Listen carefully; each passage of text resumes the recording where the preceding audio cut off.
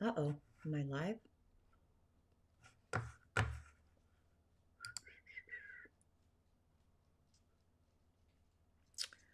Dun, dun, dun, dun.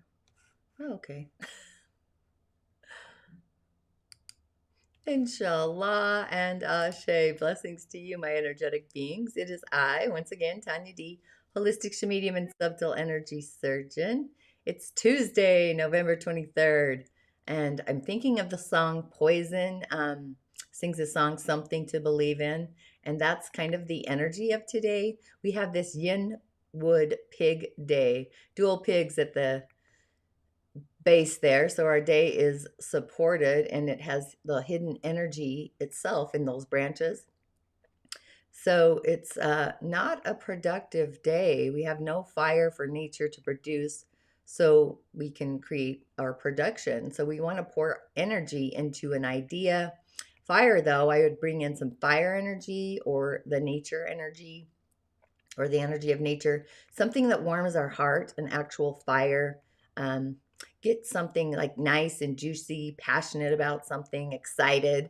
We have these two pigs with the ability to transform into like a swan, but pigs have doubts, big doubts. You might feel a little bit doubtful today, but the energy of the pig is to awaken to the beauty that's in our soul. This energy shows us where our destructive tendencies tend to reside.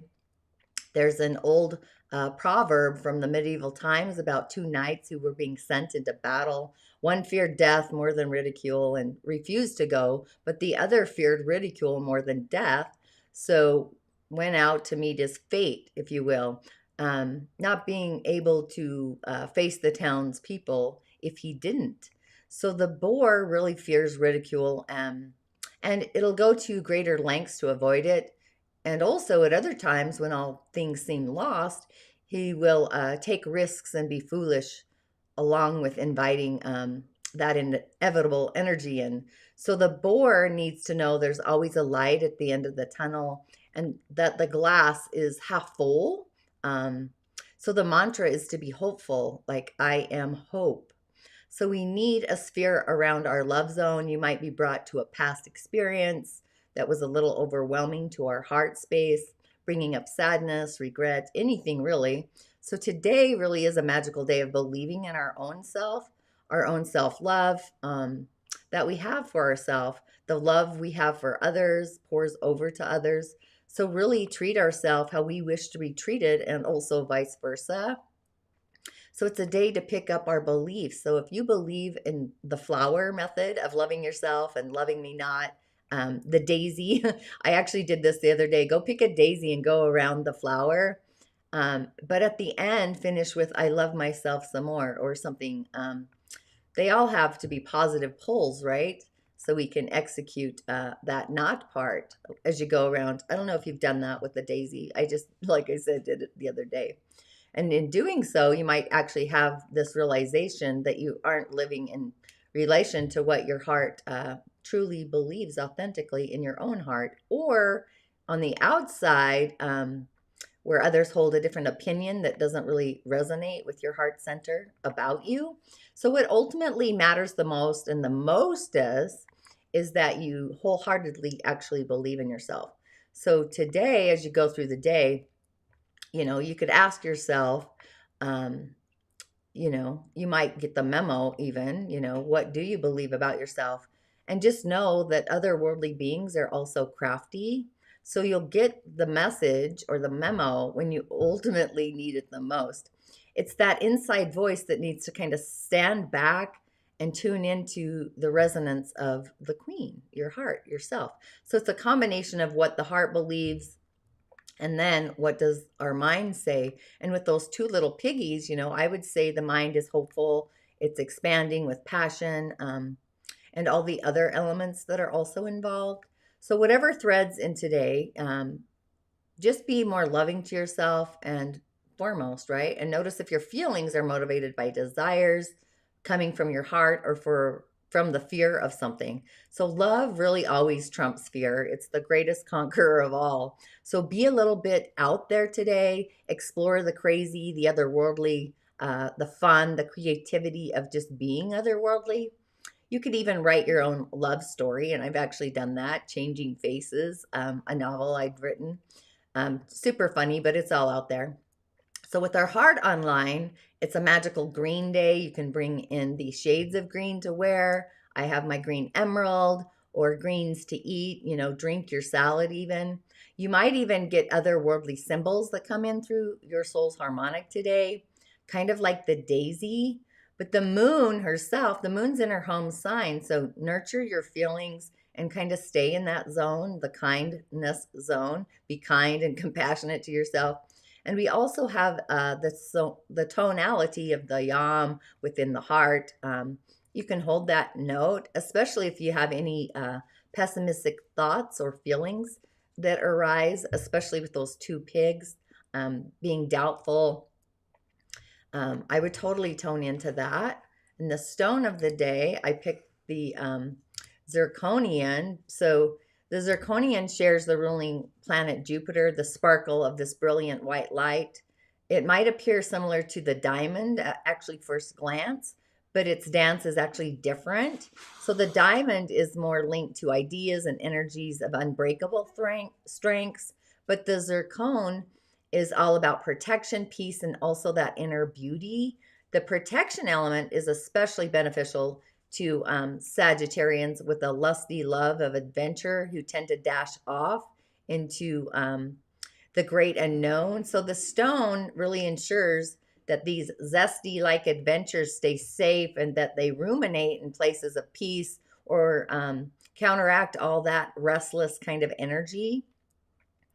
So you could also, if you want to further enhance this connection between precious stones and the energy of Sagittarius, then turn to a blue zircon.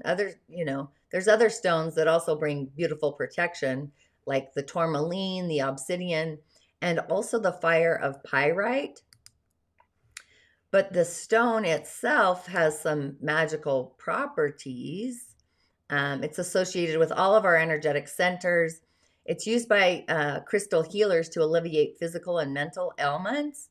It has these properties of reducing fevers, soothing pains, relieving stomach cramps, asthma, lung problems. But it's even believed to stimulate our liver, which is kind of part of the energy of today. So it's helpful for people to detox from nicotine, alcohol, and all those other substances. It's also said to balance the adrenal glands when we're stressed or overtaxed from work. And in the metaphysical world, it's valued as a cure for both nightmares and insomnia because it promotes sleep. So mentally, it helps us deal with loss and grief, as well as it boosts our passions for life and also work. It's also used in meditation and developing our psychic intuition. So it's said to clear negative energy and has this protective aura. Some other properties are that it can attract wisdom, success, honor, and also wealth. It's accredited with helping somebody become more organized. So different colors, like the blue zircon, is said to help build relationships and self-confidence. If it's colorless, it's good for mental purification and meditation. And the pink zircon attracts romance, new love, and also harmony. So that kind of goes with the energy of today. But the cards of today, I went with my Shadowscape Tarot. And this is also the Queen of Pentacles. She actually looks like she's pregnant, right? But the Queen also has this desired look to look after and nurture others. She's full of generosity and she possesses this warm soul. So her arms are spread in a fan shape around her body, which kind of reminds us of the embodiment of Durga. That's one of the 10-handed gods and goddesses in Hinduism. So she represents this feminine creative energy source. She's devoted, protective, trustworthy, honest. So she also upholds safety of the material within herself and also her position out in society. She'll always be willing to give us her support to anyone when we ask for it. She holds the power of this old oak tree, which she herself sees as part of her body. So it's also a part of her. She's like coming out of this tree. She's just juicy, but she's also always willing to share the source of power, a source of the gold energy, which is also connected to our soul's harmonic. And it comes from life and the warmth of the sun itself. So it's kind of creeping in and through the branches to transform that energy into its purest form. So it's like, take it, always take it, and you yourself take it with you and remember that this energy is always with us. So she's kind of whispering and plucking a leaf from her nearby branches. So it goes again along with the daisy where I love myself. I love my, he loves me not, that little saying. But everything's kind of rustled around this song around her. So, they murmured, they hissed hundreds of voices at once, and a strange combination of the secrets she was holding. So some key words that relate to the Queen of Pentacles is like nurturing, reliability, organization, prosperity, sharpness, abundance, wealth, being confident. So like every other court card, she can represent a real person in our life. So it's also a sign of great impacts also coming into our lives. So the energy of this card usually carries like the female energies of warmth and family and motherhood. It could also imply that we're going to spend some time, money, and energy with our families. So that kind of goes with Thanksgiving coming up, but it's more of this comfortable and peaceful place. So it's really great advice as long as we don't fall into debt with all those purposes. A lot of people will come to us to be enlightened and also ask for our advice. So it's kind of saying just be ready to help them if you are ready. But this is when we can gain a lot of achievements. Again, it could be an actual woman in your life, somebody who's intelligent and generous and realistic or wise even. But it's saying that we should really pamper ourselves a lot more and be generous with those around us. But it also represents the queen of talent and also kindness. So, you are the one who desires the best for yourself and also your loved ones. So it carries this signal of positive energy in the beginning here. But sometimes it also embodies being conservative. So, you don't dare to escape the safety, the shield that we create, the sphere that we draw around ourselves, or narrow down our point of view. We can also achieve more than we expect by doing so, like going from that mountaintop view and being otherworldly. And then I pulled the devil. The devil is up next. So the devil, I don't know if you can see, but she's watching the surrounding walls, and she forgets the fact that she's not completely imprisoned within those walls, and that there's still a very vast world out there, galactics. So the sky is kind of sobbing with melodies of beauty and also freedom, but she's bowing her head and she's snuggled to escape from the fear, creating boundaries and walls and shackles around herself. But those are like weaker threads that are wrapped around her, and the key to liberation is close. So, you wish you could scream to wake her up, or let's try turning our eyes for once and looking around to actually see behind those veils, those walls. But her ears are now kind of indifferent to any voice. And that's the only kind of infatuation of the devil that's kind of left. But all she hears and feels now was the dance of the devil below her, controlling and instigating and even suppressing her. So the devil his hooves are jumping down to the joyful and the mocking tune with these temptations and the bonds. But he's dancing and laughing. He's kind of arrogant. And he's got this knowledge that kind of helps him to easily imprison any of those fierce souls that we all have. But the devil refers to the loss of our independence, the domination of addiction, slavery, being stuck in the material kingdom, the earth plane, even indulging in passions, choosing to stay in the darkness and kind of feeling the despair and the limit in our choices or whatever we choose. So the devil plays on our desires with the temptation, the touch of temptation, and he breaks and seeks freedom from not treating himself like a doll and looking far behind those material bonds and also those temptations. So this is like pessimism, selfishness, greed, lust, self-doubt, hopeless, being oppressive, addiction, and even just being rotten. But there's this impressive detail in the crown, in the lovers, that was taken out of the happy couple by this pigeon. And then in the devil, it's brought back to the imprisonment of the woman. So it shows that the couple was too immersed in love to give up everything, and that this imprisoned woman was too greedy, regardless of everything, to get the power that she actually deserves. So the wall itself of her confinement was very thin. It's just a form that kind of handcuffs. Those handcuffs are attached to a thin thread that could be broken with just a little strength.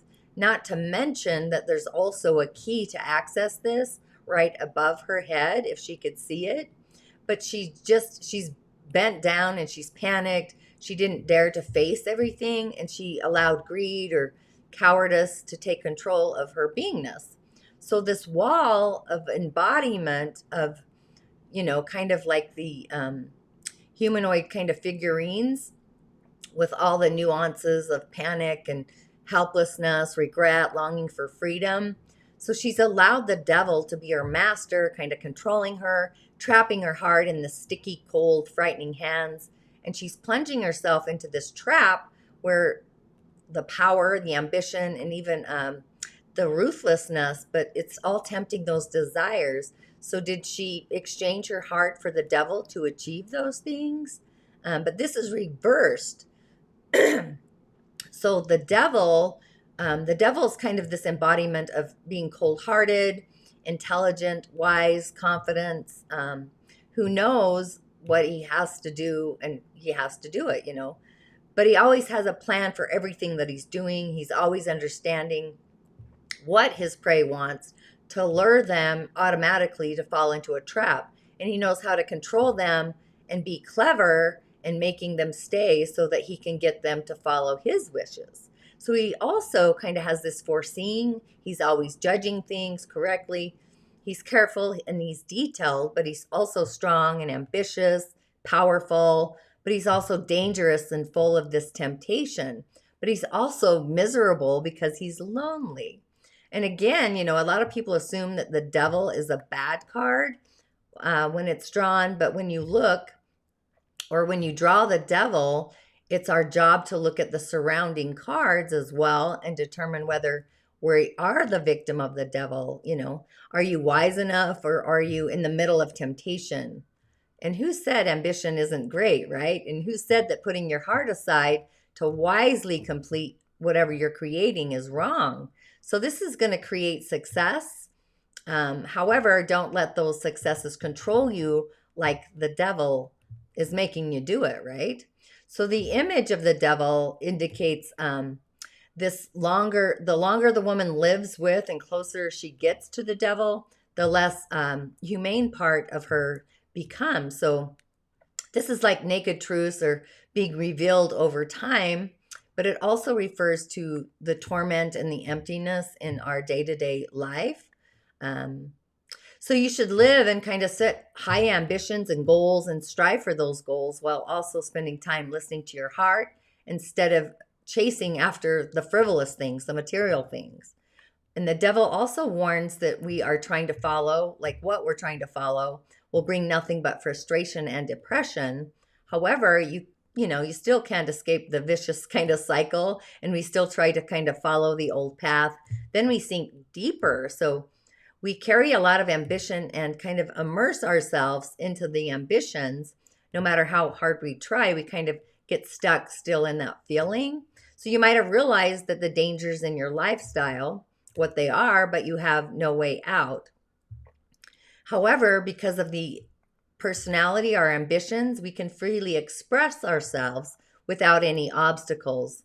So the advice is that we should, maybe review our lifestyle, adjust it. We can achieve our personal desires if we really kind of make that effort. But the devil says sometimes that we're mentally tortured by our unreachable desires and dreams, and that we kind of wake up after a long and frustrating dream, kind of getting angry at ourselves or everything around us. Bad, unhealthy habits might kind of come out of the closet.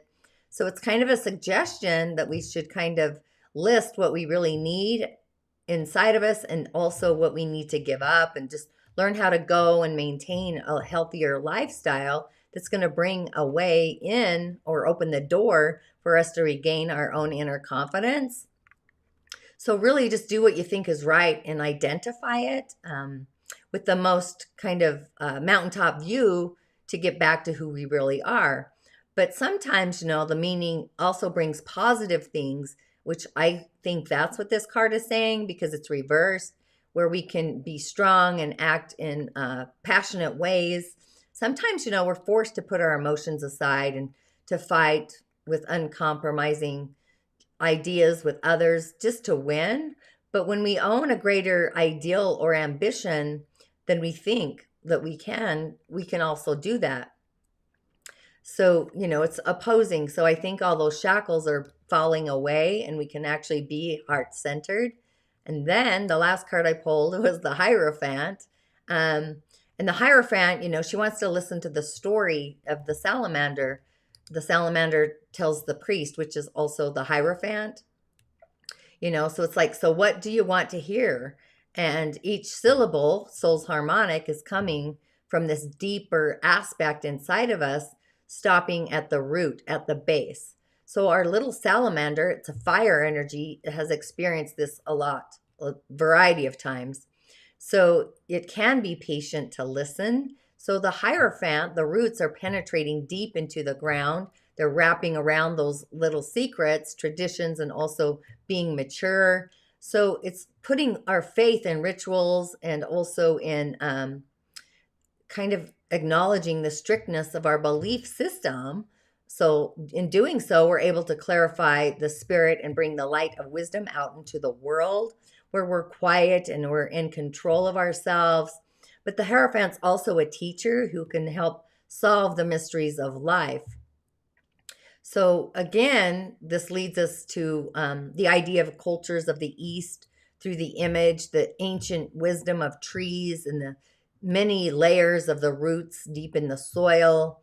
I think it's interesting. I pulled this card because we have a wood day, which is the tree and the roots, right? But it's considered this high priest, a holder of highest power within the ancient Greek.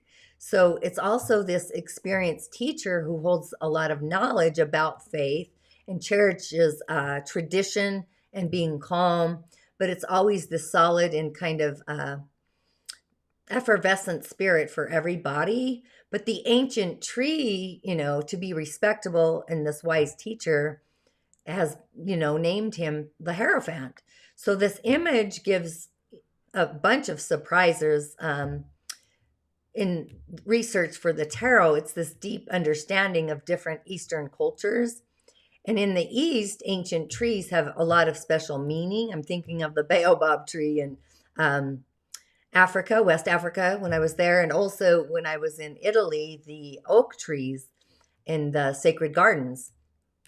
So it's really considered the image of longevity and endurance, toughness for years, because people often used old trees to support their houses, even protect them,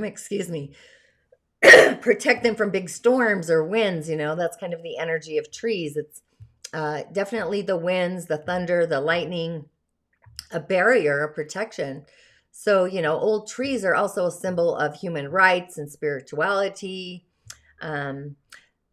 Temples a lot of times are surrounded by a lot of old trees. So it's just the energy of protection from like ancient wisdom and the wisdom of the tree. And if you've ever looked into trees, you can see faces in the trees. I just did this the other day. And rumor, if you were sincerely to pray with a tree, everything kind of comes true. And also, the trees also appeared in medieval poetry as a trusted soulmate, where the hermits sought to retreat and kind of pray and do intentions and soothe their heart, which I would see as soothing their soul. So the image of an old tree, it's completed successfully this transmission of this image of that spiritual energy. So it's like common rites, celebration, establishment, your spiritual acronym is like in progress, moral ethics, I guess, is another one, the wise counsel, spiritual power, sacred law, the higher otherworldly power, and even more so that the teachings of ancient treasures and even our evolution. So it's got all this juice in it, right? Um, so this, you might have even a person who's full of these life experiences that can impact a lot of us and change our entire life in a more solid way. So what you really need to do now is to slow down and kind of listen to the energy of the tree, the wisdom of the tree, and just paying attention to the image of old trees rooted in the earth herself, into rocks, birthing new out of a rock. So it kind of makes us think of those who might be stubborn or self-righteous, insisting on maintaining what they think is reasonable because they're confident and they're kind of experts, and they kind of have this inner understanding, a deep wisdom of everything. So it's just great to have a strong opinion and also a firm stance. But if you insist on doing what others want and not listening to them, it's going to be hard to improve. Instead, just stand like an old tree, becoming aged and backwards, or wise even. And in some cases, it's also possible that you might be too stubborn, and that leads to isolating ourselves with our own thoughts. But the constellation that corresponds with the Hierophant is Taurus, and Taurus is this earth element. So it also kind of makes us think immediately of the image of those who are kind of gentle, who prefer stability. I kind of see this mostly because Uranus is in Taurus. So that's all shifting. And we could have a deeper sense of ourself, or an otherworldly sense of ourself, and also being able to guide others, and always being a spiritual support system for everyone by listening in a very skilled way. For me, that would be sitting on my hands, but sometimes giving advice based on our own experiences so that they can see that they are always loved by the village around them. However, the Hierophant in Taurus, that's also a stubborn sign. And the Hierophant also brings values of spirituality and learning. So it's suggesting kind of that we're going to meet a mentor or a teacher to really give us different lessons in life. So this person or this guide could be kind of serious, maybe fastidious, but deep inside, they carry lessons of emotion and also morality. It kind of reminds me of the Buddhist or a Buddha master or something like that. It could also be an older relative in our families, an old teacher, or a stranger that has an otherworldly understanding. But it also is the occurrence of events related to religion and also belief. I kind of feel into the energy of Sagittarius there, but in the near future, you could also participate in different activities that are related to spirituality and faith.